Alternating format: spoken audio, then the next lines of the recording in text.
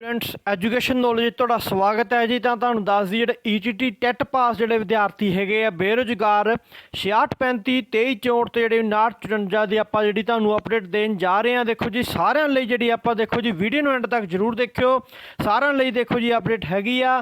ਤਾਂ ਤੁਹਾਨੂੰ ਪਹਿਲਾਂ ਦੱਸ ਦਈਏ ਆਪਾਂ 6635 ਦੀ ਜੀ ਗੱਲ ਕਰੀਏ ਜੋਇਨਿੰਗ ਲੈਟਰ ਦੀ।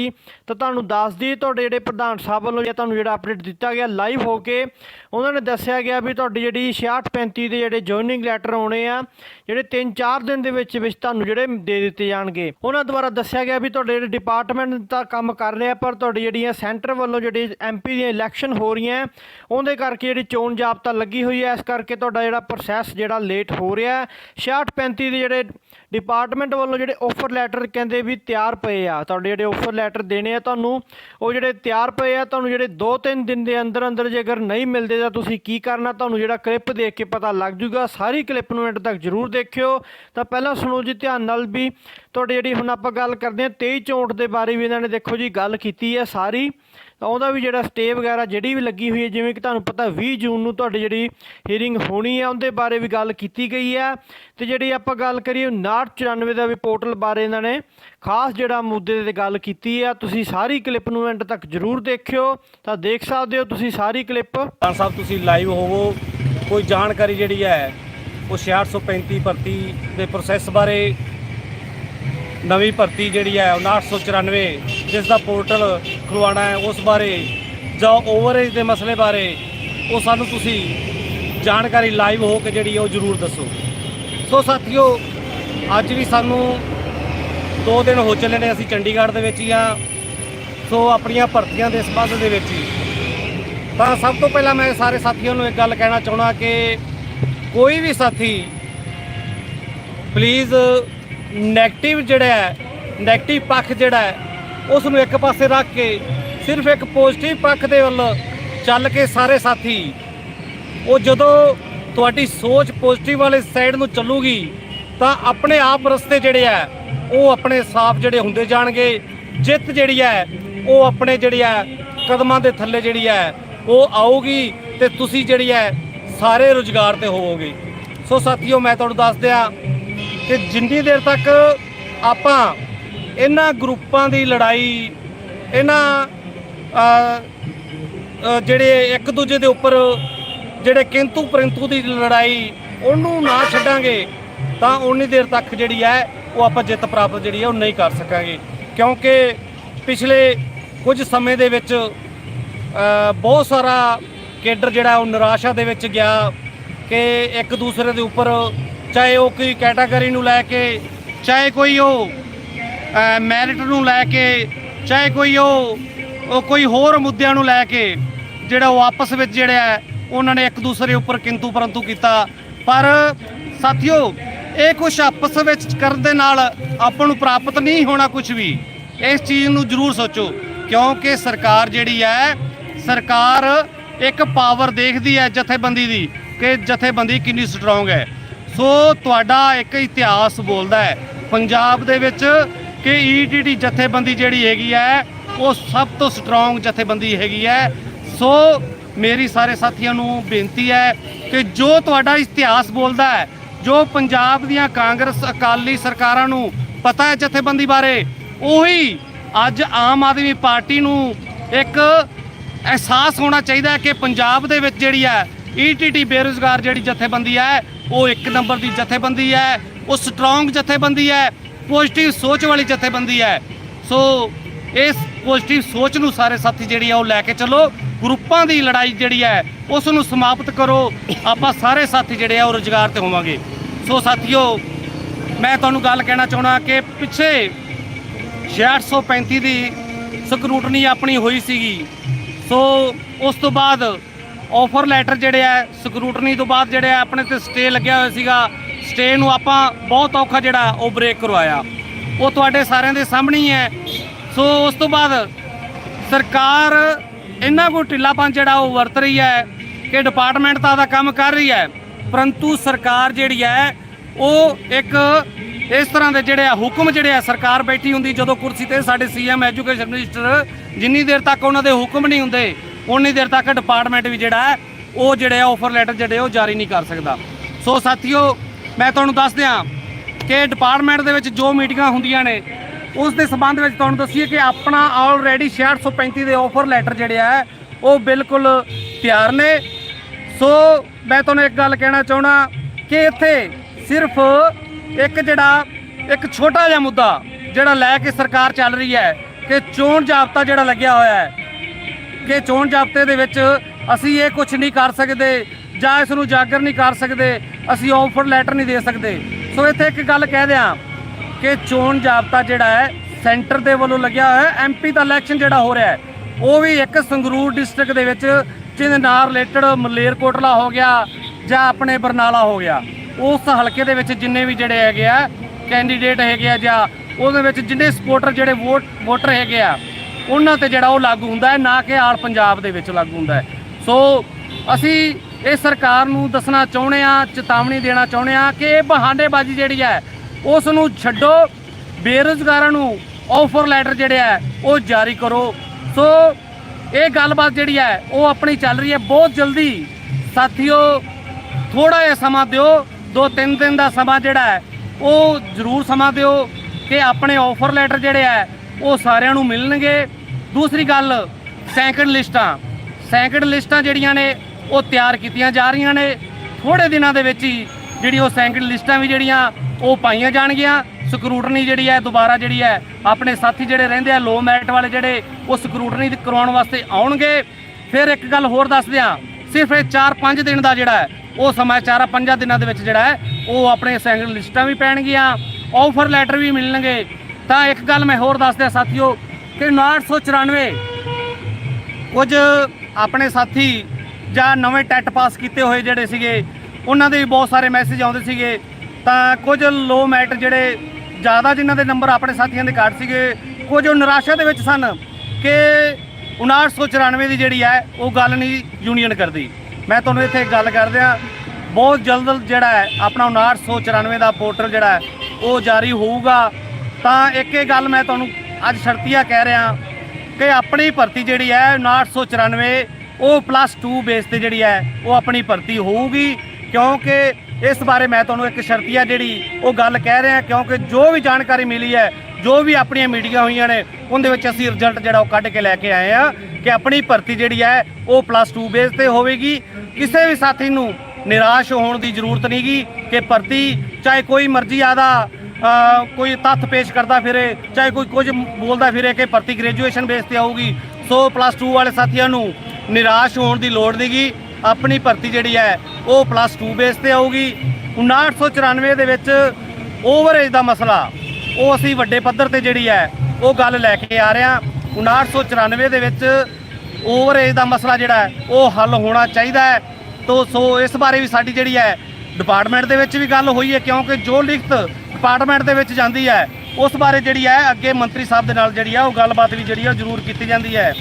ਸੋ ਸਾਥੀਓ ਮੈਂ ਤੁਹਾਨੂੰ ਇੱਕ ਗੱਲ ਕਹਿਣਾ ਚਾਹੁੰਦਾ ਕਿ ਇਹ ਜ਼ਿਆਦਾ ਟਾਈਮ ਨਹੀਂ ਲੱਗੂਗਾ ਇਹਨਾਂ ਭਰਤੀਆਂ ਤੇ, ਬਹੁਤ ਜਲਦੀ ਜਿਹੜੀ ਹੈ ਉਹ ਆਪਣੀਆਂ ਭਰਤੀਆਂ ਜਿਹੜੀਆਂ ਉਹ ਕੰਪਲੀਟ ਹੋਣਗੀਆਂ।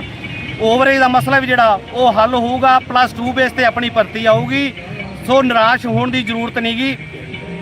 ਤੁਸੀਂ ਸਾਰੇ ਸਾਥੀ, ਮੈਂ ਉਹਨਾਂ ਸਾਥੀਆਂ ਨੂੰ ਕਹਿ ਰਿਹਾ ਜਿਹੜੇ 6635 ਦੇ ਵਿੱਚ ਕਾਫੀ ਲੋ ਮੈਰਿਟ ਵਾਲੇ ਸਾਥੀ ਹੈਗੇ ਆ ਸਾਡੇ, ਕਿਉਂਕਿ ਆਪਾਂ ਨੂੰ ਸਭ ਪੜ੍ਹੇ ਲਿਖੇ ਆ ਵੀ ਕਿੰਨਾ ਤੱਕ ਲੋ ਮੈਰਿਟ ਆ ਸਕਦੀ ਹੈ। ਵੀ ਮੇਰੀ ਇੱਕ ਹੱਥ ਜੋੜ ਕੇ ਬੇਨਤੀ ਹੈ ਕਿ ਉਰੇ ਪਰੇ ਕਿੰਤੂ ਪਰੰਤੂ ਕਰਨ ਨਾਲੋਂ, ਗਰੁੱਪਾਂ ਦੇ ਵਿੱਚ ਲੜਾਈਆਂ ਕਰਨ ਦੇ ਨਾਲੋਂ ਉਹਨਾਂ ਨੂੰ ਬੇਨਤੀ ਹੈ ਸਾਰਿਆਂ ਨੂੰ ਕਿ ਉਹ ਤਿਆਰੀ ਨਾਲ ਜੁੜ ਜਾਓ। ਜੇਕਰ ਆਪਣਾ ਆधा ਟਾਈਮ ਜਿਹੜਾ ਉਹ ਵੇਸਟ ਕਰਾਂਗੇ ਤਾਂ ਉਸ ਦੇ ਵਿੱਚ ਸ਼ਾਇਦ ਦੂਜੇ ਕੋਈ ਫਾਇਦਾ ਉਠਾ ਜਾਣਗੇ। ਤੁਹਾਡੇ ਅੱਗੇ ਬੇਨਤੀ ਹੈ ਆਪਦੀਆਂ ਬੁੱਕਸ ਜਿਹੜੀਆਂ ਉਹ ਚੱਕੋ, ਵੀਰ ਪੈਣਾ ਸਾਰੇ ਜਿਹੜੇ ਉਹ ਤਿਆਰੀ ਵੱਲ ਜੁੜ ਜਾਓ। ਸਾਡਾ ਕੰਮ ਜਿਹੜਾ ਹੈਗਾ ਉਹ ਅਸੀਂ ਡਿਪਾਰਟਮੈਂਟ ਦੇ ਵਿੱਚ ਸਰਕਾਰ ਦੇ ਨਾਲ ਜਿਹੜੇ ਹੈ ਉਹ ਰਾਬਤਾ ਬਣਾਇਆ ਹੋਇਆ ਹੈ। ਭਰਤੀ ਅਸੀਂ +2 ਬੇਸ ਤੇ ਲੈਣੀ ਹੈ, ਓਵਰਏਜ ਦਾ ਮਸਲਾ ਹੱਲ ਕਰਵਾਉਣਾ ਹੈ, ਜੋ ਵੀ ਹੈ ਉਹ ਅਸੀਂ ਉਹ ਕਰ ਰਹੇ ਹਾਂ, ਪੂਰੀ ਜ਼ਿੰਮੇਵਾਰੀ ਦੇ ਨਾਲ ਕਰ ਰਹੇ ਹਾਂ। ਕਿਸੇ ਨੂੰ ਨਿਰਾਸ਼ਾ ਹੋਣ ਦੀ ਜ਼ਰੂਰਤ ਜਿਹੜੀ ਹੈ ਉਹ ਨਹੀਂ ਹੈਗੀ। ਸੋ ਆਪਾਂ ਸਾਥੀਓ ਇੱਕ ਤੁਹਾਨੂੰ ਮੈਂ ਗੱਲ ਕਰ ਦਿਆਂ, ਤੁਸੀਂ ਹਰ ਹਾਲਤ ਵਿੱਚ ਰੈਡੀ ਰਹਿਣਾ ਹੈ ਇੱਕ ਗੱਲ ਤੋਂ।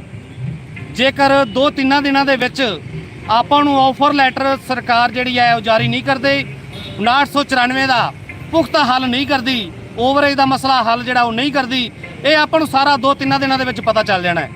ਜੇਕਰ ਉਹ ਹੱਲ ਨਹੀਂ ਕਰਦੀ ਤਾਂ ਆਪਦੇ ਬੈਗ ਵੀ ਜਿਹੜੇ ਆ ਉਹ ਪੈਕ ਕਰ ਲਓ। ਆਪਾਂ ਪ੍ਰੋਟੈਸਟ ਲਾਵਾਂਗੇ ਜਿਸ ਤਰੀਕੇ ਦੇ ਨਾਲ ਸੰਗਰੂਰ ਦੇ ਵਿੱਚ ਪਹਿਲਾਂ ਪ੍ਰੋਟੈਸਟ ਲੱਗਦੇ ਰਹੇ ਨੇ, ਹੁਣ ਸੰਗਰੂਰ ਦੇ ਵਿੱਚ ਚੋਣਾਂ ਨੇ। ਅਸੀਂ ਇਹ ਸਰਕਾਰ ਨੂੰ ਚੇਤਾਵਨੀ ਦੇਣਾ ਚਾਹੁੰਦੇ ਆ ਕਿ ਇੱਕ ਵਾਰ ਈਟੀਟੀ ਦਾ ਹੱਲਾ ਜੇਕਰ ਸੰਗਰੂਰ ਦੇ ਵਿੱਚ ਬੋਲ ਗਿਆ ਤਾਂ ਐਮਪੀ ਦਾ ਇਲੈਕਸ਼ਨ ਜਿਹੜਾ ਉਹ ਇੱਕ ਇਤਿਹਾਸ ਹੋਊਗਾ ਕਿ ਈਟੀਟੀ ਵਾਲਿਆਂ ਨੇ ਜਿਹੜਾ ਉਹ ਇਤਿਹਾਸ ਜਿਹੜਾ ਹੈ ਉਹ ਜਿਹੜਾ ਖਤਮ ਕੀਤਾ ਹੈ। ਉਹ ਜਿਹੜਾ ਇਤਿਹਾਸ ਜਿਹੜਾ ਆਪ ਪਾਰਟੀ ਨੇ ਜਿਹੜਾ ਸ਼ੁਰੂ ਕੀਤਾ ਸੀਗਾ ਕਿ ਅਸੀਂ ਹਰੇਕ ਵਾਰ ਜਿਹੜੀ ਹੈ ਉਹ ਜਿੱਤ ਜਿਹੜੀ ਹੈ ਉਹ ਲਈ ਹੈ। ਸੋ ਰੈਡੀ ਰਹੋ ਪ੍ਰੋਟੈਸਟ ਵਾਸਤੇ। ਸੋ ਸਾਥੀਓ, ਇੱਕ ਗੱਲ ਮੈਂ ਤੁਹਾਨੂੰ ਕਰ ਦਿਆਂ ਕਿ ਸਭ ਤੋਂ ਪਹਿਲਾਂ ਜਿਹੜੀ ਆਪਣੀ ਭਰਤੀ ਆਈ ਸੀਗੀ 2364, ਜਿਹੜੀ ਕੋਰਟ ਦੇ ਵੱਲੋਂ ਜਿਹੜੀ ਉਹ ਸਟਕ ਡਾਊਨ ਕਰ ਦਿੱਤੀ ਗਈ ਸੀਗੀ। ਸੋ ਸਾਥੀਓ, ਉਸ ਦੀ 20 ਜੁਲਾਈ ਜਿਹੜੀ ਹੈ ਉਹ ਆਪਣੀ ਹੀਅਰਿੰਗ ਹੈ। ਸੋ ਮੈਂ ਉਹ ਤੁਹਾਨੂੰ ਗੱਲ ਦੱਸ ਦਿਆਂ ਕਿ ਜਿਹੜੀ ਹੀਅਰਿੰਗ ਹੈ ਉਹ 20 ਜੁਲਾਈ ਦੀ ਹੈ। ਉਸ ਤੋਂ ਪਹਿਲਾਂ ਅਸੀਂ ਐਡਵੋਕੇਟ ਨਾਲ ਮੀਟਿੰਗ ਕਰਨੀ, ਏਜੀ ਸਾਹਿਬ ਦੇ ਨਾਲ ਮੀਟਿੰਗ ਕਰਨੀ, ਸਰਕਾਰ ਦੇ ਉੱਪਰ ਪ੍ਰੈਸ਼ਰ ਬਣਾਉਣਾ, ਉਹ ਜਿਹੜਾ ਹੈ ਆਪਣੀ ਸਾਰੀ ਜਥੇਬੰਦੀ ਦੇ ਇਕੱਠ ਦੇ ਨਾਲ। ਕਿਉਂਕਿ ਮੈਂ ਤੁਹਾਨੂੰ ਇਹ ਗੱਲ ਕਰਦਾ, ਆਪਣਾ ਮਸਲਾ ਹੱਲ ਜੇਕਰ ਨਹੀਂ ਹੁੰਦਾ, ਆਪਣੀ ਭਰਤੀ ਜੇਕਰ 2364 ਬਹਾਲ ਹੁੰਦੀ ਹੈ ਤਾਂ ਆਪਣਾ ਬਹੁਤ ਸਾਰਾ ਕੈਂਡੀਡੇਟ ਜਿਹੜਾ ਕਾਫੀ ਲੰਮੇ ਸਮੇਂ ਤੋਂ ਪ੍ਰੋਟੈਸਟ ਕਰ ਰਿਹਾ ਹੈ, ਨਵੇਂ ਟੈਟ ਤੋਂ ਪਹਿਲਾਂ ਵਾਲਾ ਜਿਹੜਾ ਆਪਣਾ ਪਿੱਛੇ ਟੈਟ ਹੋਇਆ ਸੀ ਉਸ ਤੋਂ ਪਹਿਲਾਂ ਜਿਹੜਾ ਪ੍ਰੋਟੈਸਟ ਕਰ ਰਿਹਾ ਸੀਗਾ, ਬਹੁਤ ਸਾਰੇ ਉਹਨਾਂ ਨੇ ਜਿਹੜੇ ਆਪਦੇ ਉੱਪਰ ਪਰਚੇ ਵੀ ਕਰਾਏ ਆ, ਡਾਂਗਾ ਖਾਧੀਆਂ। ਆਲਰੇਡੀ ਤਕਰੀਬਨ ਆਪਣਾ ਉਹ ਸਾਰਾ ਕੇਡਰ ਜਿਹੜਾ ਹੈ 2364 ਜੇਕਰ ਭਰਤੀ ਕੰਪਲੀਟ ਹੁੰਦੀ ਹੈ, 6635 ਕੰਪਲੀਟ ਹੁੰਦੀ ਹੈ ਤਾਂ ਉਹ ਭਰਤੀ ਜਿਹੜੀ ਆ ਆਪਣੇ ਸਾਰੇ ਕੈਂਡੀਡੇਟ ਜਿਹੜੇ ਆ ਉਸ ਭਰਤੀ ਦੇ ਵਿੱਚ ਜਿਹੜਾ ਹੈ ਉਹ ਆ ਜਾਣਗੇ। ਸੋ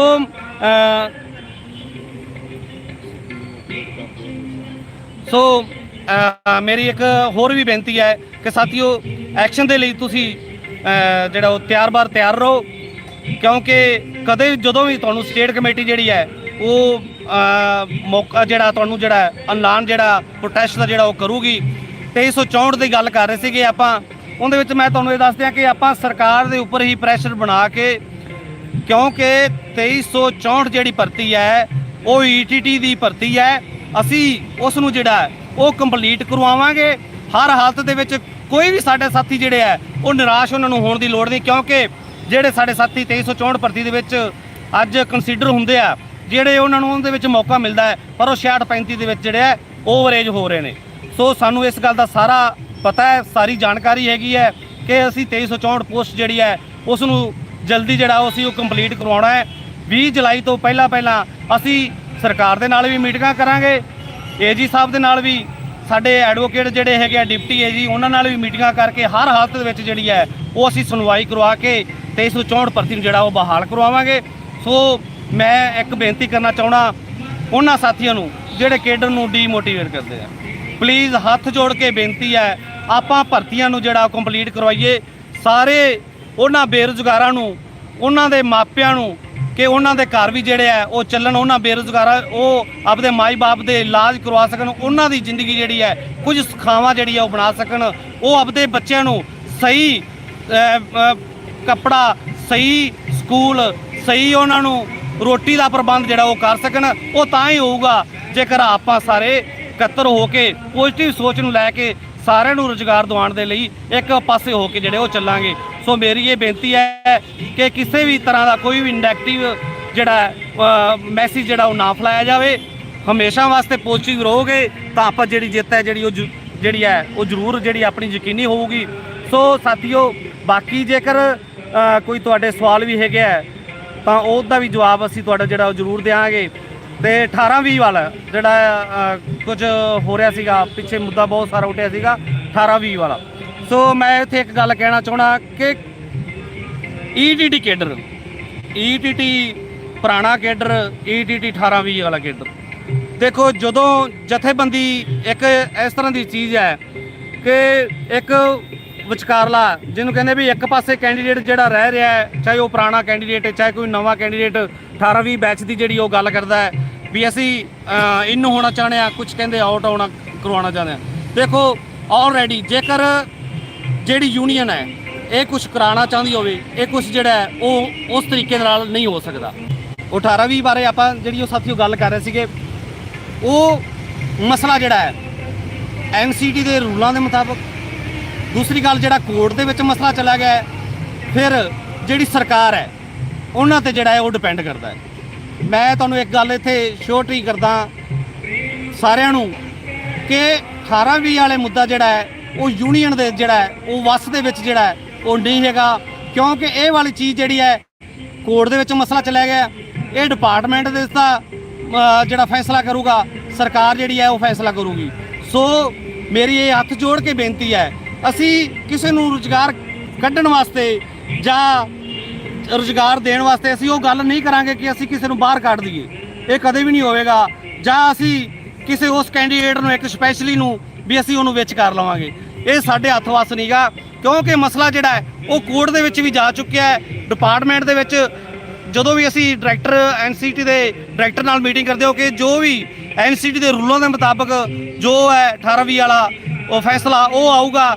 ਸੋ ਸਰਕਾਰ ਤੇ ਵੀ ਇਹ ਸਾਰਾ ਡਿਪੈਂਡ ਹੈ, ਉਹਨਾਂ ਦੀ ਮੀਟਿੰਗਾਂ ਜਿਹੜੀਆਂ ਉਹ ਚੱਲ ਰਹੀਆਂ ਨੇ। ਸੋ ਸਾਥੀਓ, ਇਹ ਮੇਰੀ ਬੇਨਤੀਆਂ ਨੇ। ਸੋ ਸਾਰੇ ਸਾਥੀਆਂ ਦੇ ਅੱਗੇ ਹੱਥ ਜੋੜ ਕੇ ਬੇਨਤੀ ਹੈ ਵੀ ਕੋਈ ਵੀ ਨੈਗੇਟਿਵਿਟੀ ਜਿਹੜੀ ਹੈ ਉਹਨੂੰ ਨਾ ਫੈਲਾਇਆ ਜਾਵੇ, ਇਕੱਠੇ ਹੋ ਕੇ ਚੱਲੋ। 6635 ਭਰਤੀ ਵੀ ਕੰਪਲੀਟ ਕਰਾਵਾਂਗੇ, 5994 ਦਾ ਜਿਹੜਾ ਨੋਟੀਫਿਕੇਸ਼ਨ ਵੀ ਆਪਾਂ ਜਿਹੜਾ ਪੋਰਟਲ ਜਿਹੜਾ ਉਹ ਖੁਲਵਾਵਾਂਗੇ। ਓਵਰਏਜ ਦਾ ਮਸਲਾ ਜਿਹੜਾ ਵੱਡੇ ਪੱਧਰ ਤੇ ਜਿਹੜੀ ਹੈ ਉਹ ਗੱਲ ਚੱਲ ਰਹੀ ਹੈ, ਉਹਦਾ ਮਸਲਾ ਵੀ ਆਪਾਂ ਹੱਲ ਕਰਵਾਵਾਂਗੇ। ਤੇ 2364 ਭਰਤੀ ਜਿਹੜੀ ਹੈ ਆਪਣੀ ਭਰਤੀ ਜਿਹੜੀ ਸਟਕ ਡਾਊਨ ਹੋਈ ਹੈ ਉਸ ਦਾ ਕੋਰਟ ਦੇ ਵਿੱਚ 20 ਜੁਲਾਈ ਦੇ ਹੈਗੀ ਹੈ ਆਪਣੀ ਹੀਅਰਿੰਗ। ਉਸ ਤੋਂ ਪਹਿਲਾਂ ਆਪਾਂ ਜਿਹੜੇ ਆ ਉਸ ਦੇ ਪੁਖਤਾ ਪ੍ਰਬੰਧ ਕਰਾਂਗੇ। ਐਡਵੋਕੇਟ ਨੂੰ ਸਾਰਿਆਂ ਨੂੰ ਮਿਲਾਂਗੇ ਤੇ ਆਪਣੇ ਏਜੀ ਸਾਹਿਬ ਨੂੰ ਮਿਲਾਂਗੇ, ਇੱਥੋਂ ਤੱਕ ਕਿ ਸਿੱਖਿਆ ਮੰਤਰੀ ਸਾਹਿਬ ਦੇ ਨਾਲ ਮੀਟਿੰਗ ਕਰਕੇ ਤੇ ਆਉਣ ਵਾਲੀ 20 ਜੁਲਾਈ ਨੂੰ ਆਪਾਂ ਜਿਹੜੀ ਉਹਦੀ ਸੁਣਵਾਈ ਹਰ ਹਾਲਤ ਵਿੱਚ ਜਿਹੜੀ ਹੈ ਉਹ ਕਰਵਾਉਣ ਦੀ ਕੋਸ਼ਿਸ਼ ਕਰਾਂਗੇ। ਸੋ ਸਾਰੇ ਸਾਥੀਆਂ ਦਾ ਬਹੁਤ ਬਹੁਤ ਧੰਨਵਾਦ ਜੀ। ਜੈ ਜਨ। ਹਾਂਜੀ, ਤਾਂ ਉਮੀਦ ਕਰਦੇ ਹਾਂ ਤੁਸੀਂ ਸਾਰੀ ਕਲਿੱਪ ਜਿਹੜੀ ਵੇਖ ਲਈ ਹੋਣੀ ਤੇ ਤੁਹਾਨੂੰ ਜਿਹੜੀ ਵਧੀਆ ਲੱਗੀ ਹੋਣੀ ਹੈ ਸੁਣ ਕੇ। ਤਾਂ ਦੇਖੋ ਜੀ, ਲਾਈਕ ਜ਼ਰੂਰ ਕਰਿਓ ਵੀਡੀਓ ਨੂੰ ਤੇ ਸਬਸਕ੍ਰਾਈਬ ਕਰ ਲਓ। ਕੋਈ ਵੀ ਅਪਡੇਟ ਆਉਂਦੀ ਤਾਂ ਆਪਾਂ ਚੈਨਲ ਤੇ ਲੈ ਕੇ ਤੁਹਾਡੇ ਲਈ ਸਭ ਤੋਂ ਪਹਿਲਾਂ ਆਵਾਂਗੇ।